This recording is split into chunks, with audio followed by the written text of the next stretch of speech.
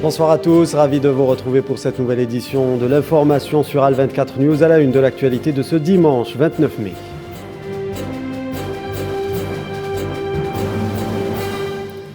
Nouvelles exactions des colons et forces sionistes en terre occupée. Face à la marche des drapeaux, les Palestiniens résistent. Des milliers d'entre eux ont brandi les couleurs palestiniennes.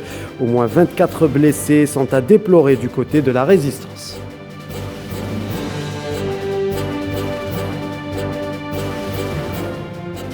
Goût d'inachevé à la clôture du sommet extraordinaire de l'Union africaine de Malabo. Les chefs d'État se sont quittés sans définir une plateforme de travail commune.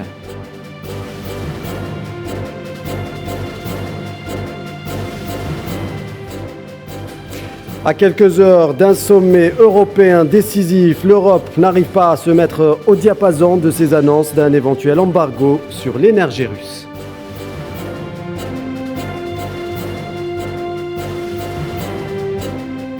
Et puis présidentielle en Colombie, l'opposant Gustavo Petro, largement en tête dans les derniers sondages, il pourrait être le premier président de gauche dans l'histoire de la Colombie.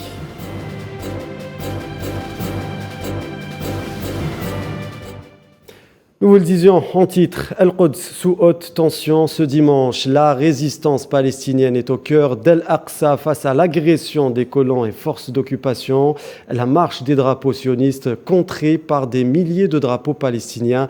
L'appel du grand moufti de la mosquée a été largement suivi. Souhila Kilal. L'entité sioniste poursuit sa politique de provocation et d'intimidation contre les Palestiniens. Plus de 2000 colons sionistes ont pris d'assaut aujourd'hui, dès l'aube, les cours de la mosquée Al-Aqsa pour participer à la marche provocatrice des colons, dite marche des drapeaux, qui a commencé à 13h heure locale à Al-Quds Est, sous la protection de l'armée sioniste. Une armada de plus de 3000 policiers sionistes ont été mobilisés pour l'occasion. Les forces d'occupation n'ont pas hésité à sortir par la force les fidèles de l'enceinte de la mosquée Al-Aqsa, alors que d'autres y ont été carrément enfermés pour permettre aux colons d'envahir les lieux saints.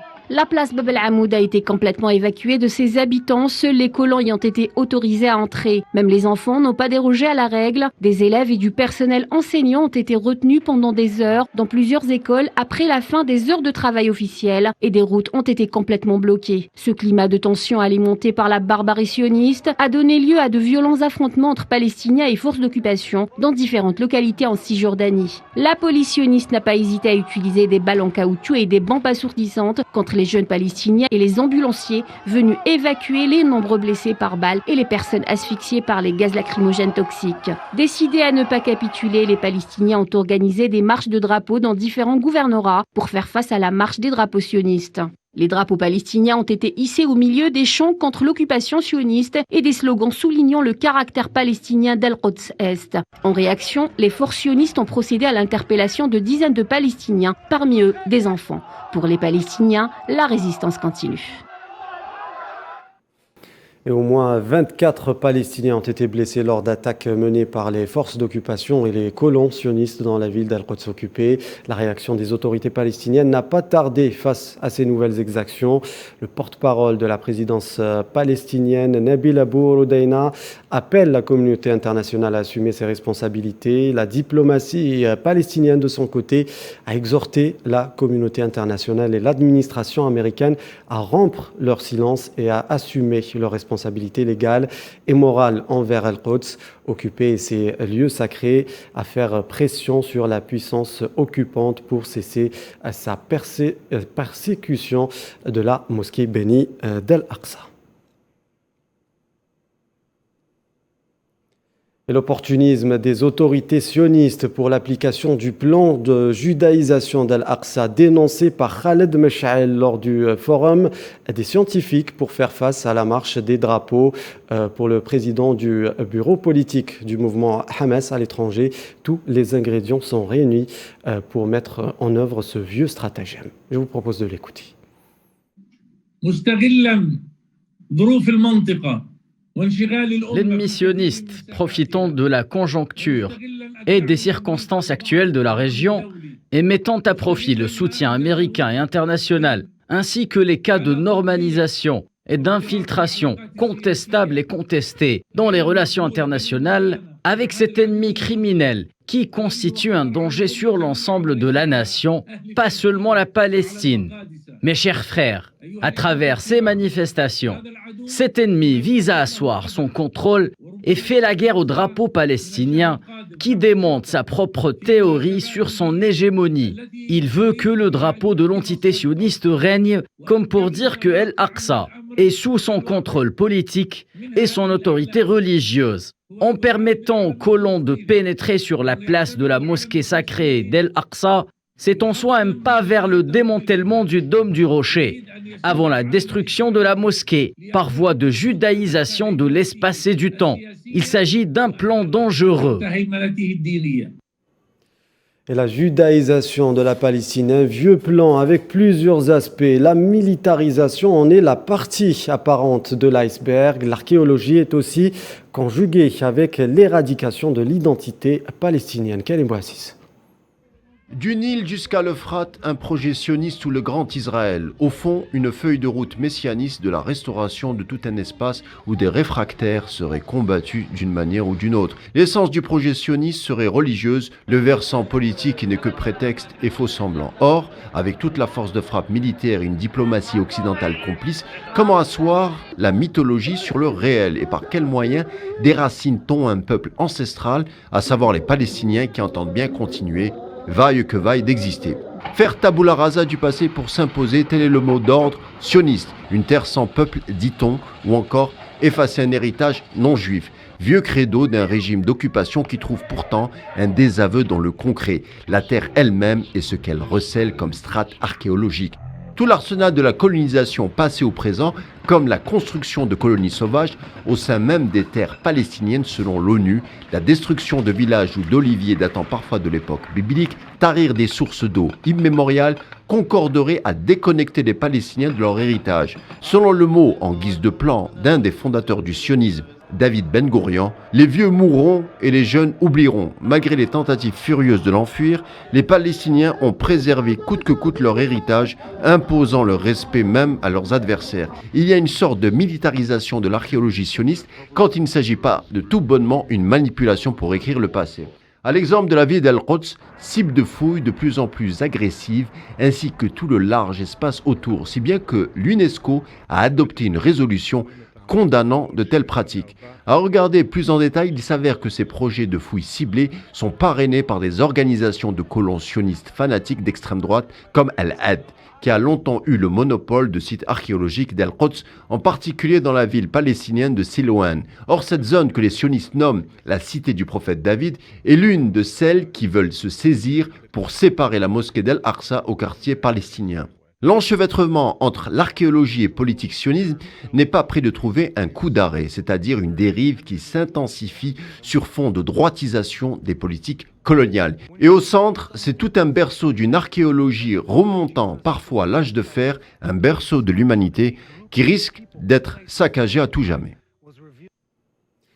Au Maroc, les manifestants bravent l'interdiction ce dimanche à Casablanca, une marche contre la cherté de la vie, les restrictions aux libertés et la normalisation avec l'État sioniste. Les Marocains sont sortis dans les rues de la ville pour crier leur colère. Certains ont d'ailleurs été malmenés par les forces de l'ordre. Cette marche a été interdite par les autorités marocaines, raison invoquée, le maintien de l'ordre public. Le Front social a dénoncé cette décision qui, selon lui, montre que la réponse systématique des autorités est la répression et les restrictions aux droits et libertés. En revanche, la marche nationale, elle, a été reportée à une date ultérieure. Le Maroc, pour rappel, fait face à une flambée des prix des carburants et des denrées alimentaires en raison d'une sécheresse historique et des retombées de la guerre en Ukraine.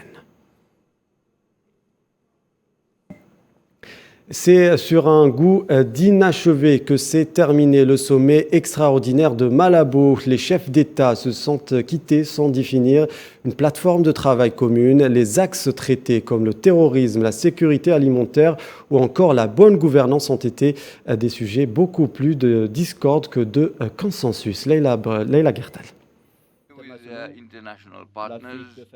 Le sommet extraordinaire à Malabo s'est achevé dans la discrétion et sans une déclaration commune comme cela est de coutume dans des rencontres de cette envergure.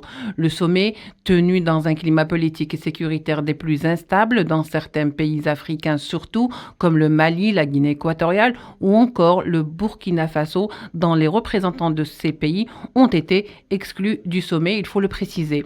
Le terrorisme, la mauvaise gouvernance ou encore l'insécurité alimentaire et sanitaire seraient des facteurs aggravants du désastre humanitaire que vit l'Afrique aujourd'hui, affirment les présents à Malabo. Que les résolutions prises lors de ce sommet n'aient pas été communiquées et que des délégations aient quitté le sommet sans attendre la déclaration finale laisse entendre qu'un consensus a eu du mal à s'établir. Cependant, l'ambassadeur équato-guinéen à l'Union africaine a assuré qu'une déclaration a été adoptée, mais n'en a pas livré toute la teneur, ce qui semble clair en dehors des urgences humanitaires et alimentaires auxquelles les Africains doivent parer, c'est que le sommet extraordinaire de Malabo aura servi à creuser davantage l'écart au sein de l'Union africaine sur des sujets qui fâchent entre ceux qui prônent la bonne gouvernance comme moyen de stabilité et ceux qui dénoncent le néocolonialisme à l'origine de toute l'insécurité en Afrique. Des unités de l'armée populaire de libération sahraoui ont mené de nouvelles attaques contre les retranchements des forces d'occupation marocaines dans plusieurs zones relevant du secteur de Houza, selon le ministère sahraoui de la Défense. Les attaques de la PLS se poursuivent contre les positions des forces de l'occupation marocaine qui ont subi d'importantes pertes humaines et matérielles le long du mur de la honte. Au Sahara occidental, occupé où les violations des droits de l'homme ne cessent de se multiplier, les femmes loin d'être épargnées, l'ONG Amnesty International a demandé l'ouverture d'une enquête. Tinhinan Makassi. Les agressions sexuelles et physiques à l'égard des femmes, une des plus vieilles et redoutables armes de guerre des États coloniaux. Et le régime marocain n'est pas en reste, sans aucun état d'âme lorsqu'il est question de vouloir faire taire les voix de l'indépendance. Ces violences caractérisées dont sont victimes les femmes sahraouis, en particulier celles connues pour leur engagement politique, sont pourtant formellement interdites et condamnées par les Nations Unies. Pour rappel, depuis le 31 octobre 2000, la résolution 1325, adoptée à l'unanimité par le Conseil de sécurité, consacre la protection des femmes durant les conflits armés. Les agressions à l'encontre des femmes sahraouis ne sont pas de simples faits divers. Il est question de violences sexistes caractérisées dont l'objectif est l'humiliation de ces militantes. À titre d'exemple, le cas de Sultana Khaya, agressée et violée à plusieurs reprises par les forces de l'occupant. Pour ne citer que les faits du 15 novembre 2021, elle a été victime d'un viol sous les yeux de sa mère, et ce, au sein même du domicile familial à Boujdour, au sud de l'Aïoun, où la famille se trouve assiégée depuis le 19 novembre 2020. À noter que la même militante a été victime en février dernier d'une nouvelle agression caractérisée. Face à la multiplication de ces cas de violence à l'encontre des femmes sahraouis, pas plus loin que le 15 avril dernier, 5 nouvelles victimes ont été recensées. Amnesty International lance la sonnette d'alarme et appelle non seulement à une enquête, mais aussi exhorte le royaume marocain à mettre fin au harcèlement et aux violences visant les militantes sahraouis. Rien ne va plus entre le Rwanda et la République démocratique du Congo. Les relations entre les deux pays se sentent fortement dégradées ces derniers jours avec les recrudescences des attaques du groupe armé M23 sur le territoire congolais. Kinshasa accuse le Rwanda d'incursion sur son territoire pour y soutenir ces groupes armés. Kigali accuse de son côté son voisin de collaborer avec le groupe rebelle Force démocratique de libération du Rwanda. Président de l'Union africaine et président du Sénégal, Macky Sall, gravement préoccupé par cette tension grimpante entre les deux pays, appelle au calme. Les autorités congolaises ont décidé de leur côté de suspendre les vols de la compagnie Rwanda Air pour protester contre le soutien que Kigali apporte aux rebelles. Je vous propose à ce sujet d'écouter le ministre congolais de la communication et porte-parole du gouvernement. Comme mesure conservatoire, il a été décidé la suspension immédiate des vols de la compagnie d'aviation Rwanda Air à destination de la République démocratique du Congo. Il a été également décidé de la convocation de l'ambassadeur du Rwanda accrédité en République démocratique du Congo pour lui notifier la désapprobation totale du gouvernement congolais.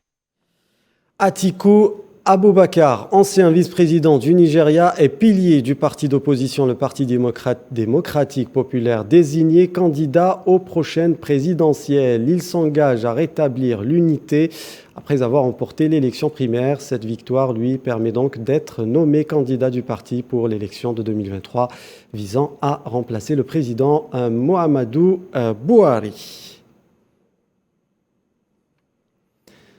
Conflit en Ukraine au moment où les forces russes continuent d'axer leurs opérations dans le Donbass. La confusion plane sur la ville de Severodonetsk. Selon Kiev, les combats se poursuivent dans cette région de Lougansk. Le point sur la situation avec Amitouta.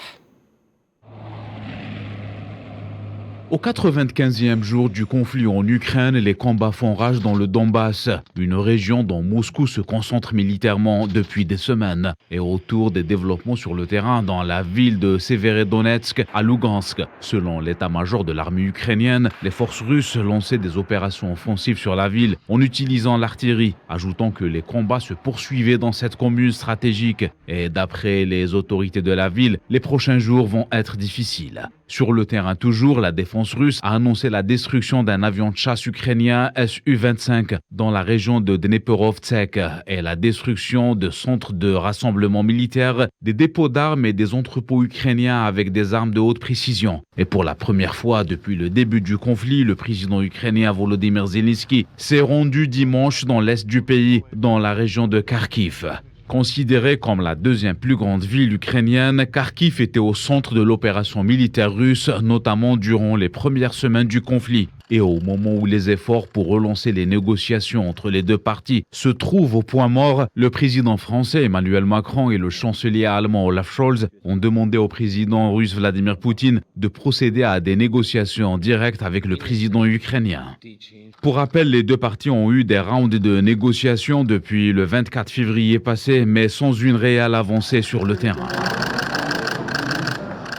Et le Japon vient en aide à l'Ukraine. Une enveloppe d'urgence d'environ 1,7 million de dollars a été dégagée pour le transport de fournitures d'aide à l'Ukraine. Le gouvernement a pris la décision suite aux appels croissants pour plus d'aide humanitaire en raison des opérations militaires de la Russie en Ukraine. L'Organisation internationale pour les migrations estime que plus de 8 millions de personnes ont été déplacées à l'intérieur du pays à cause du conflit. Et à quelques heures d'un sommet européen décisif, l'Europe n'arrive pas à se mettre au diapason de ses annonces d'un éventuel embargo sur l'énergie russe. La décision finale peine à prendre forme et Bruxelles se retrouve contrainte de retarder l'échéance au moment où la Hongrie veut plus de temps et de garanties.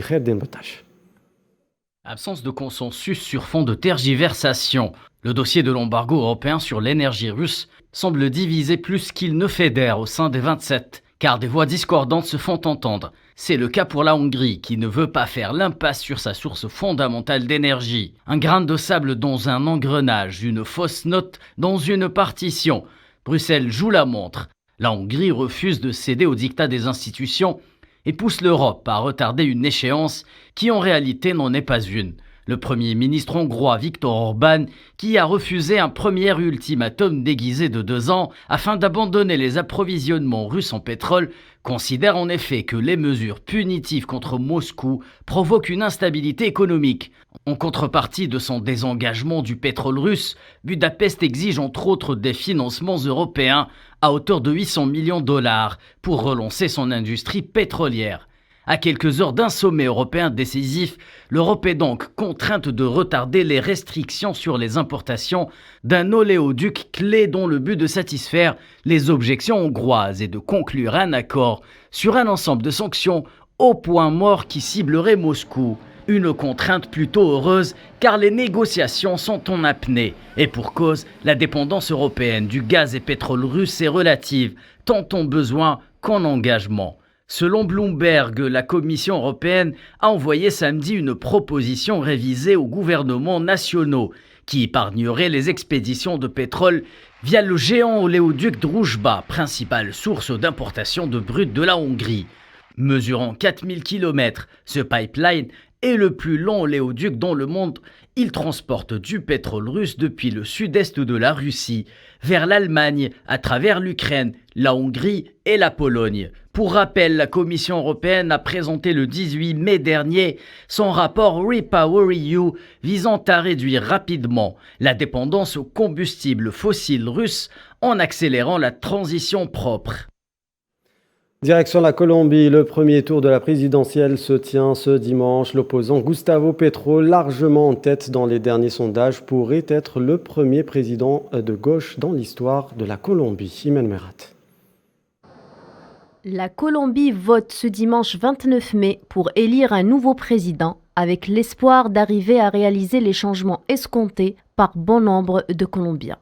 Selon les derniers sondages, l'opposant Gustavo Petro pourrait devenir le premier président de gauche de l'histoire de la Colombie. À 62 ans, c'est la troisième fois que Petro participe au présidentiel. Gustavo est à la fois très populaire et très clivant. Grand consommateur de réseaux sociaux, il ne possède pas d'appareil politique fort pour assurer son soutien. Une difficulté qu'il devra affronter s'il est élu, car il ne disposera pas de majorité à l'Assemblée. En face, le candidat conservateur Federico Gutiérrez se veut le défenseur des Colombiens ordinaires auxquels il promet ordre et sécurité, adoptant ces derniers jours la rengaine du changement, se qualifiant de candidat du bon sens. Lors d'un débat vendredi dernier, le dénommé Fico a déclaré que son vœu était d'unir la Colombie parce qu'elle avait besoin de changement, mais que ce changement devrait être sûr pour amener les Colombiens à bon port sans mettre en danger le pays. Près de 39 millions d'électeurs sont attendus dans 12 000 bureaux de vote. 6 candidats en lice espèrent détrôner le président sortant, le conservateur Iván Duque, absent de ce scrutin, étant donné que la constitution colombienne ne permet de briguer qu'un seul mandat. Les élections se déroulent dans un contexte politique sous haute tension suite à 4 années dépourvues de réformes importantes poissonnées par la pandémie du Covid-19, une vigoureuse crise économique accompagnée de manifestations massives dans les villes et une aggravation de la violence des groupes armés dans les campagnes. Un dispositif militaire a été renforcé dans les rues de Bogota à la veille du premier tour de l'élection présidentielle. Selon Diego Molano, le ministre colombien de la Défense, 300 000 forces de sécurité ont été déployées pour garantir à chaque Colombien de sortir et de voter librement. Un avion transportant 22 personnes a été porté disparu au-dessus d'une zone montagneuse au Népal, ont annoncé ce dimanche la compagnie aérienne Tara Air et les autorités, alors que les mauvaises conditions météorologiques compliquent les opérations de recherche. À l'heure où je vous parle, l'appareil n'a toujours pas été localisé selon le porte-parole de l'aéroport de Pokhara au Népal. Sport, football, ils l'ont fait. Les Madrilènes ont remporté hier soir leur 14e titre de la plus prestigieuse des coupes européennes, la Ligue des Champions. Victoire 1-0 face aux Reds de Liverpool. Une soirée entachée par des heurts au Stade de France. Avant le début de la rencontre, retour sur cette finale avec Faisal Salah. Benzema éteint ses adversaires cette saison en Ligue des Champions. Les rois d'Europe ont gardé leur trône hier à Saint-Denis. Mais Paris nous a fait peur avant les Jeux Olympiques de 2024. L'organisation de la finale a été chaotique. Séville et Tirana étaient meilleurs. Sans incendie, Thierry Henry a déjà prévenu, Saint-Denis n'est pas Paris. Les Anglais ne veulent jamais revenir voir un match en France. Des scènes horribles des alentours de Stade de France. The Mirror et Daily Mail décrient la souffrance des Reds en écrivant: les supporters bien élevés de Liverpool ont été exclus de la finale de la Ligue des Champions et gazés avant le match phare de la saison. 68 arrestations et 174 blessés. Le ministre français de l'Intérieur, Gérald Darmanin, a blâmé les fans britanniques sans billet pour les problèmes. Mais ce qui est sûr, que Paris a échoué dans l'organisation sur tous les niveaux, ce qui a causé un retard de 30 minutes pour le coup d'envoi du match. Malheureusement pour les supporters de Liverpool, les Reds n'ont pas été meilleurs sur le terrain. Le Real n'a pas perdu une finale depuis 81. Une finale, c'est un jeu d'enfant pour le Real. Pérez a appelé directement le présentateur de Chiringuito. Après la 13e, c'est la 14e. En Ligue des Champions, en finale, le Real cette fois-ci n'est pas revenu de loin. À la 45 minutes, un but de Benzema refusé raison, position d'hors-jeu avant que Vinicius Junior marque le but de la victoire à la 59e minute. Le Belge courtois, le Royal était l'homme du match, infranchissable avec ses parades et ses beaux sauvetages. Mo Salah n'a pas pris sa revanche, une année catastrophique pour l'Égyptien. Mané quittera Liverpool. Côté Real Madrid, Marcelo soulève son dernier trophée avec Madrid après 16 ans au sein du club. Benzema est déjà en or avant la cérémonie du Ballon d'Or. Culture pour clore cette édition. Après 11 jours de célébration cinématographique, le jury du Festival de Cannes a dévoilé le palmarès de la 75e édition avec une multitude de prix dont la Palme d'Or qui a été décernée au film Sans filtre. Les détails avec Amira Bejar. Le Festival de Cannes édition 2022, c'est fini.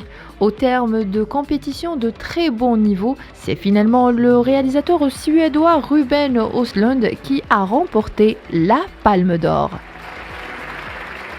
Avec son superbe film Sans filtre, le réalisateur suédois souligne l'éternelle lutte des classes.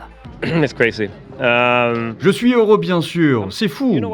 Vous savez de quoi je suis le plus heureux? C'est que nous voulions essayer de faire un film sauvage, divertissant, avec un contenu qui nous semblait important et dont le public pourrait discuter après coup.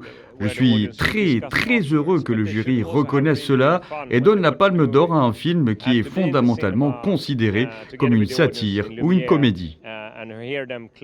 C'est Song Kang-ho qui a décroché le prix d'interprétation masculine pour sa prestation dans Les Bonnes Étoiles. Le prix du jury revient à 2 films exceptionnels et au du réalisateur octogénaire polonais Jerzy Kolimowski et Les 8 montagnes du duo belge-flamand Charlotte van der Meersch et Flix van Groningen. Le prix d'interprétation féminine est remis à l'Iranienne Zahra Amir Ibrahimi pour sa performance magistrale dans Les Nuits de Mashhad du cinéaste irano-danois Ali Abbasi. Je ne l'attendais pas.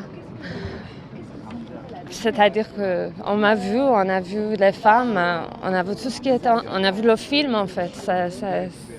Pour moi, c'est le prix d'interprétation, mais je pense que c'est quand même le prix d'un film qui a été fait avec beaucoup de difficultés. Le prix du scénario revient à l'Égyptien Tariq Salah pour son travail sur le script de son thriller Boy from Haven. Pour encourager de jeunes artistes au talent prometteur, on récompense leur meilleur premier film. La Caméra d'Or est revenue à War Pony de Rilay Keouf et Gina Gamel. La mention spéciale, quant à elle, est attribuée à Plan 75 de la cinéaste japonaise Hayao Kawashi. Le jury a distingué la Palme d'Or du court-métrage Ahai Bianxing, The Water Murmur de la réalisatrice chinoise Jin Yinsheng. Un parcours entre rêve et réalité, version 2050. Traditionnellement porté à la défense des sujets audacieux, le jury présidé par Vincent Lindon a cette fois-ci voulu porter les mots du monde comme pour marquer l'époque dans laquelle nous vivons.